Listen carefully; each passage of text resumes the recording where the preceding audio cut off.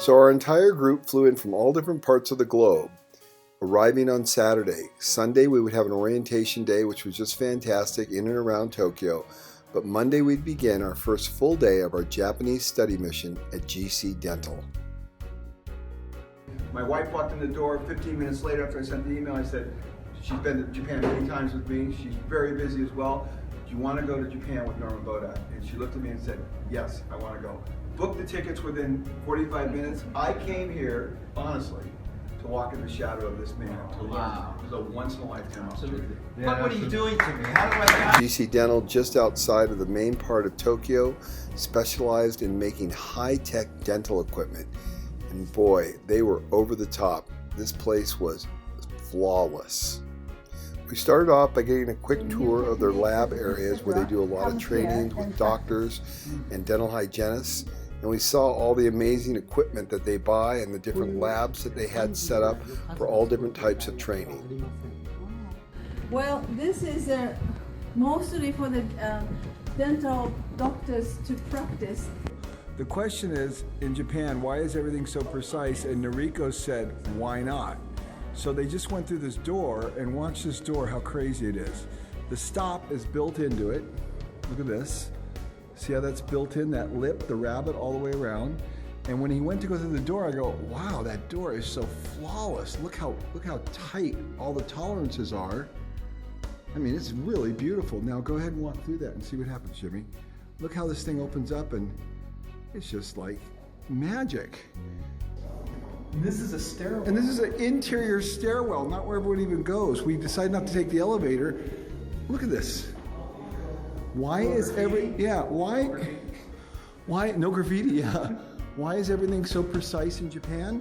Why not? Look at this. This is the cleanliness. Doorways, the fit and finish. The test of any company is their bathroom. So here at GC Dental, check out this bathroom. It is spotless. Look how perfect everything is. Even the urinals are well designed. Look at this, allows you to pull in very close because of the design. And then I noticed this is really cool. Look at this long nozzle here as opposed to this traditional nozzle, which really is quite effective. It's so much nicer than having to pull in really close on that. And of course, the touch water thing works perfect every time. Look at that. No pausing. Why is everything so precise in Japan? Why not? And then their air dryer here is awesome. Look at this. It's quiet. Very quiet, very effective. I really like that. Wow. They win the bathroom award, without a doubt. Our next stop was Sandon Forest, which was quite a ways from Tokyo out in the woods, and they made vending machines, but no cameras allowed. Here's the takeaways. The takeaways I have from yesterday are just knowledge of TQM or lean or anything is not enough. There has to be action. You have to act on it. And what I learned at the dental place, pride goes before destruction. When you're arrogant about it, it's not going to work out. So be humble and it'll be awesome. The thing I learned from yesterday is that accountability permeates throughout Japan, but not just accountability, because when you think of accountability, you think people are hammering on people to get things done, but there's respect and dignity. When we walked through warehouses, I saw posters or pictures of employees that said, I'm looking after this area of the warehouse. There were wall boards that showed all the employees and their level of accomplishment. So there's accountability, but there's dignity and respect of the roles that everyone plays. Oh man, how can there be only one? GC Dental was just so buttoned up, and it's so awesome to go into a company where people are so engaged and they look at all the small details, and the fact that they talked about their survey and not only the good parts of it, but the parts that they were a little bit. The employee survey. The employee survey, yeah, where people had ranked the company a little bit lower than they might have wanted, but they were willing to share that with complete strangers, which is, I think, kind of humble. So I thought it was interesting. They said the glowing reports, they must have been from North Korea. Yeah, they question the high marks, So it's like, oh, we can't be that good over there. And they even poke fun at themselves. Yeah, they did. Yeah, and I'm really interested in. They talk about the heart of GC with their book, and I want a copy of that book because I want to know what's in that book. So. Are we ready? We're ready. Okay, I'm just loving this pimping back by the way. What you don't know where the rest of the building is, what I'm in. It's the Genscher Lounge. So I have to say, as always, I am blown away by the spiritual underpinnings. GC Dental is fantastic. I mean, check this out. Here's a picture of the Buddha in their lobby, and their absolute dedication to being humble and looking and learning from the things that he started out his presentation talking about their mistakes. And the that's incredible. They were world class.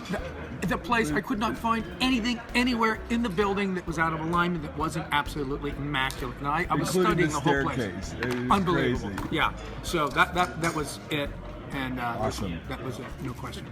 It was the focus on people and the development of people and the way people feel. It's all about making people feel good about what they do, understanding what makes them happy, and developing them. And where did you get that from? What company? DC Dental? I actually feel like I got that from both, but DC Dental especially.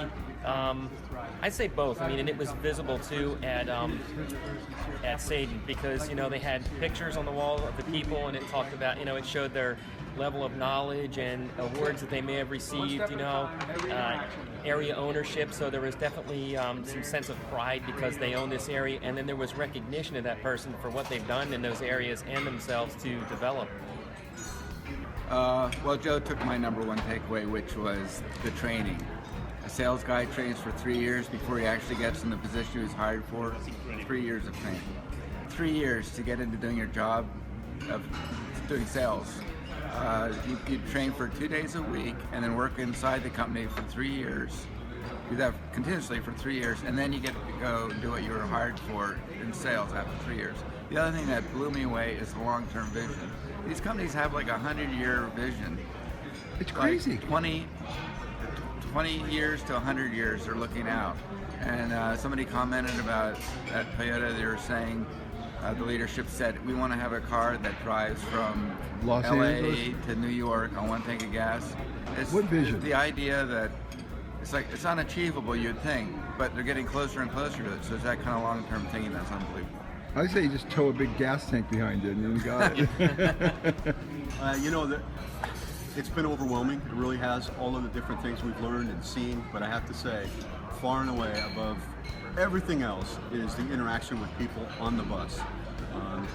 Totally It's been agree. amazing. It has been absolutely amazing, and it just been, We have a team here. Yeah, that has been the absolute best part of The craziest, best people on this trip. Isn't it amazing? Right, Raph? I mean, it's nuts. We had Raph all the way from Spain, man. We Come have on. people from all over the world, and then you talk to people who are facing the same issues you're facing and have different ideas and different perspectives. And everybody's struggling. Nobody's perfect. Nobody's we're perfect. all just and we're all very open kimono. Hey, look, this isn't working for me. Open kimono. You got any ideas? Now, wait a second, Dave. We're not going that far. But that's a good one. Open kimono. It's just been really I think I'm going to title this whole presentation Open Kimono. Dave, you got the best one so far. Thanks, man. That's cool. What's the number one thing?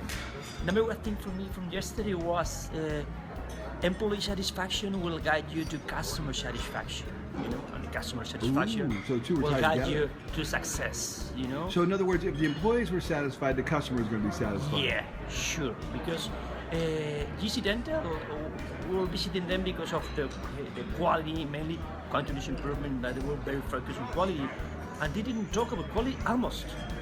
They were focused on people development and the customer satisfaction. And employee satisfaction.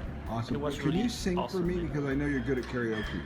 Yeah, Can you sing a bar but for me? tonight is going to be Tonight, am I going tonight? Yeah, you should go tonight. Yeah. I always look for things that come up a couple times, like things that come, happen more than one time because they sort of show patterns to me. Mm-hmm. And in our first day, they mentioned this idea of a midterm goal, which is like a 5-year view of like how you're going to attack things and the Hoshin planning that goes with it. And then yesterday at GC, they also mentioned the idea of a midterm goal and how they have this 5-year plan that they use to Hoshin and do their PDCA cycles around.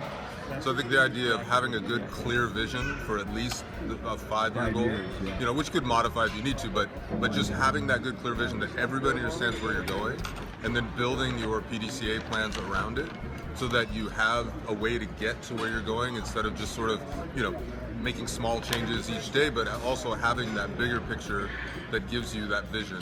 Because it seems like that is definitely something I see a lot here, is like having a plan of where you're going and then working your plan to get there. So I found that, you know, sort of something that stuck out at me. Yeah. Awesome. Bento boxes and long bus rides do not go together. Exactly. I would not recommend that to anybody. Yeah, we were on the bus a long time, and we were on trains a long time. We traveled. We're in Nagoya today, from Tokyo to Nagoya. Is that where we are? Yeah, you don't even know where we are. It was I'm late. still recovering from yesterday. Well, that's fair enough, man. Yesterday, and then 9 hours without eating. Yeah. This trip is awesome. We get some good food, but yesterday was tough. Mike from Harley Davidson, what do you think? What was number one takeaway yesterday? Actually, it was in the plant, but I was looking at their 5S situation, and I was noticing it seemed a little bit not where it needed to be. I was a little surprised, but then Norman shared with me how Shingo said, what does it matter what the plant looks like if it has 0 defects? It was an epiphany for me that not to be so strict and structured on here's the tool, here's exactly how you use it. You use it to the point that it reaches your goal. I think so. I have to. And the goal was quality. And the goal was quality. And you use 5S to the point that it helps you reach your goal. And so I got to rethink about how I use that and how Can I suggest assume we that use it. Harley Davidson is buttoned down, spotless? Pretty close. We are a very clean plant. You come into our powertrain, a few leaks on the floor, but not many. We're doing a great job. I'm very proud to walk into our plants and how neat and organized they are. So quite the epiphany yesterday on the use of tools. And it's very interesting also to have Norman talk about Shingo and Taichiono because he knows them, he worked with them, and to be able to have that depth and background and history has really been remarkable on this trip. Absolutely, and that's why I was excited to be here to be with Norman and hear his stories and be in the plants that he's been in. And then also to network with some great guys like the one holding the camera right now. It's fun, isn't it? Yes, Thanks, it is. Mike. Thank you. Hey, what was the takeaway for you, Norman? I mean, you already know it all, so what's the takeaway from you? Well, I'll tell you what occurred this morning in conversations with Nick, Steve, is that we don't take advantage of the opportunity to make connections here in Japan. We don't have that sense of globalization. Some of the giant companies like Apple and the big companies do, but the smaller companies don't envision opening up direct relationships with these Japanese companies that you could have a profound impact on our companies. Yeah, in America. Like the problem that Nick has in his company is he needs a better estimating program. He's struggling with it. But here you come to Japan and probably discover some superb software, some superb programs that exist. And most programs are in English because the language are written in English. But we don't make those connections. We said yesterday that Japanese are absolutely precise, and the joke, of course, with Noriko is why not? And so the thing that I recommend to the listeners out there is how can you widen your perspective and to get better connections with these Japanese. And you say think globally. And think globally. I had a niche which was translating and publishing Japanese books in English. Nobody did it. Nobody took advantage You built of a this. huge company based on this concept. And nobody So you followed tapped me. into the knowledge of Japan and then dispersed it to the world. Yeah, I mean, but it was my gift that was given to me to come over here to recognize that they were doing something that we weren't doing and that literature was available to us. A book publisher in America would not make the investment in translating the Japanese material. They would take a book from Japan if the Japanese translated it for them. And so what I'm saying, You did the legwork that nobody wanted to do. nobody and did it, but it's available no matter what industry you're in. These connections are here. Oh, The so Japanese- you really tied that together nicely. You did what you're talking about Nick should do. Because they're so precise. He knows that they're so precise in their construction industry. And so we have to find out what are they doing that helps them be so precise that we're not doing.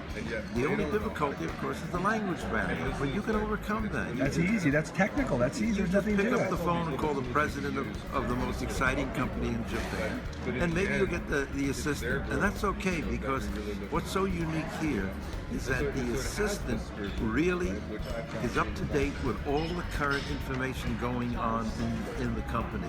Their information sharing, their ability to communicate with but each if other. we say we know Norman Bodek, we will talk to the president of the company. Right? Well, sometimes. I mean, sometimes I'm lucky. I'm Thank beginning you. to think Thank you we very got an much. open door now. All right, thanks, Thank you, Norman. Paul. You're great. Yesterday for me was to know that if you want to grow your company, first of all, you have to grow your mind, your self-mind, because and if you have to grow your company, you have to grow your people. Yes, your biggest your mind is, the biggest your people is, the biggest your company is. Number one takeaway from yesterday was really what I didn't see and what I didn't hear. United States, when you walk into a company who is touted as one of the best ones in the country, the first thing you see is a giant sign of their name when you walk in, banners and awards everywhere, and the idea and the presentation of the company is we are the best and look how great we are. And instead of seeing that, what we saw was a very small sign on the front door. You could barely read was your company. You walk in, you don't see we have the Deming Prize, we have this prize. It's very much clean and respectable and neat. And the idea is not how great we are, but how much more we have to get to the best. And it's not, looking at really what's in it for me. And that whole culture and that whole sense of that identity is not here. It's what can I do for the person next to me, what can I do for my company, what can I do for others to make them a better person and us a better company. That's my takeaway. So day 2 in Japan. So my number one takeaway is this is a country of amazing processes. Everywhere you go, from the way the trains work, the way the companies run, to the way that people interact with one another, to the respect that people have for each other. It's a country of amazing processes, and when you have great processes, you produce operational excellence, and you produce the ultimate goal, which is quality, not just a quality company, but a quality life. And I think the Japanese have a pretty high quality life because they're in pursuit of quality in everything they do. Where's Robbie?